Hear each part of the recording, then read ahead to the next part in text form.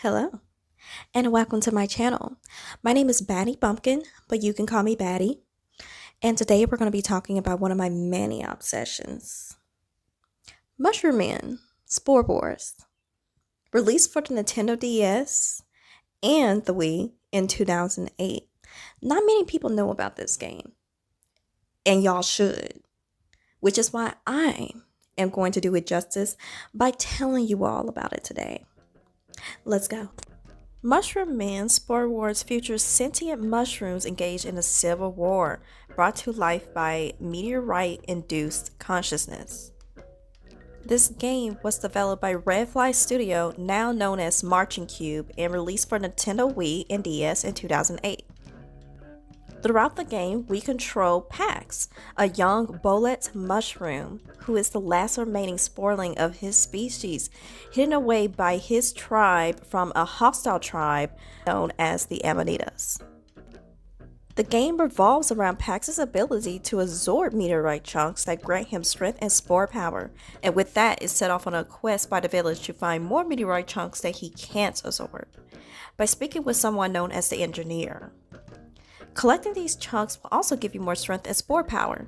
In the first half, we spend time helping Pax gather random human junk to put together a maximum of 25 cool weapons for combat and survival, using the Wii Remote and nunchucks to whack, move, and or throw objects at enemies with our telekinetic abilities, spore kinesis.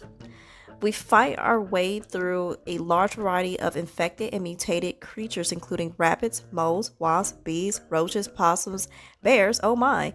And if injured, you can collect spores from dead rats to regain health. This game is for kids, right?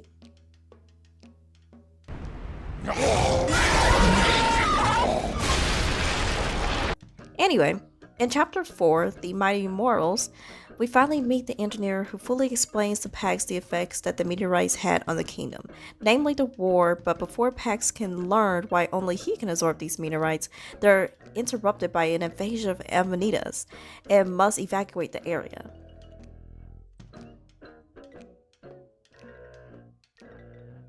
This is madness! I'm getting out of here! In Chapter 5, Showdown in Shiitake Town, where we fight and train with 4 Shiitake monks, they ask for your help in defeating this scourge that lives underground, which leads us to Chapter 6, Giants of the Inner Sanctum.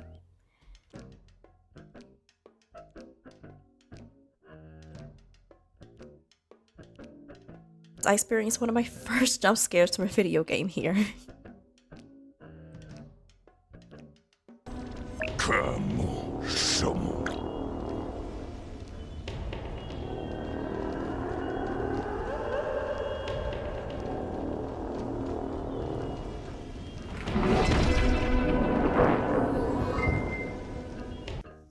He did warn us. I guess that's what I get for being hard-headed. Or should I say soft-headed? Oh, brother, this guy stinks! Anyways, we encounter my favorite character, besides Pax, a sentient cactus named Cactos, held prisoner whom we must rescue and help find the rest of his limbs that were chopped off by the Amanitas. After finding his limbs, Cactos breaks free so he could beat up the Amanita general. As he should.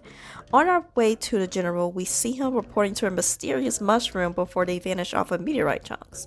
After a tussle, we quite literally give him a knuckle sandwich, and Cactos finishes the general off by pushing him into the surrounding lava, sacrificing himself. In the next chapter, we are attacked by Pester, the mysterious mushroom shown briefly in the last chapter. Pester, who also has spore kinesis, is the leader of the Lepiota tribe and reveals his plan to take all of the meteorite chunks for maximum power. After defeating Pester's pet snapping turtle, we make our way to defeat Pester for good in his evil lair. An infested trailer home. After battling some household pests, we finally find Pester and his robot wife? Yeah, things just got weirder. But before we can give him a piece of our mind, no pun intended, we are attacked by his mutated chihuahua. I remember this chihuahua the most from this game. I mean, look at this thing. nightmare fuel. After evading the real evil, we finally confront Pester. In this confrontation, he reveals that he's responsible for starting this whole war by killing off most of the Bullet tribe due to their ability to absorb the meteorite chunks. After a tricky fight, we defeat Pester by feeding him to the Chihuahua.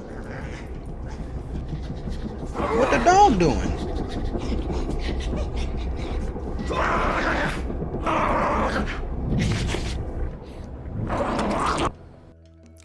Pax returns to his village with the chunks from the non-absorbable meteorite that Pester was hoarding at the trailer home, and with this, he says goodbye to wherever the wind takes him.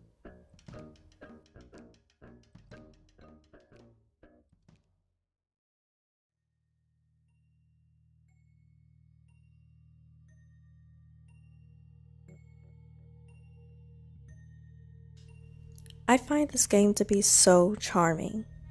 You can tell the developers really poured their hearts and souls into making this game. You can collect gorgeous concept art throughout the game stages, courtesy of the art team led by Frank Turan, and view them in the menu alongside the amazing soundtrack composed mostly by Les Claypool, best known as the founder of the band Primus, who performed the theme song for South Park. He actually released an album for the game, of Fungi Info, that consists of most of the tracks that he created for Mushroom Men. I can tell that he was very proud of his work for this game. Give it a listen after this video. You won't regret it. The Mushroom Men lore is also one of the many aspects I've enjoyed about this game due to its overall kookiness and horror aspects.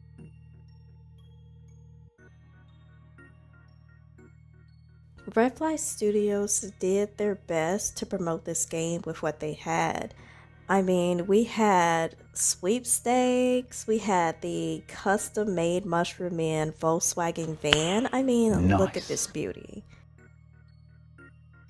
Although Mushroom Man Spore Wars didn't get the popularity it deserved, it garnered a small cult following and positive reviews littered across various gaming forums, and went on to spawn a prequel for the Nintendo DS, Mushroom Man Rise of the Fungi, and a sequel, Mushroom Man Trouble Trouble, released on Steam for the PC in 2015. Thank you for tuning into this video to listen to me tell you about a game you probably never will play, but if you like to, you can emulate it online. I don't think it would be wise for me to tell you how to do that exactly, but if you know, you know. Until next time, stay batty!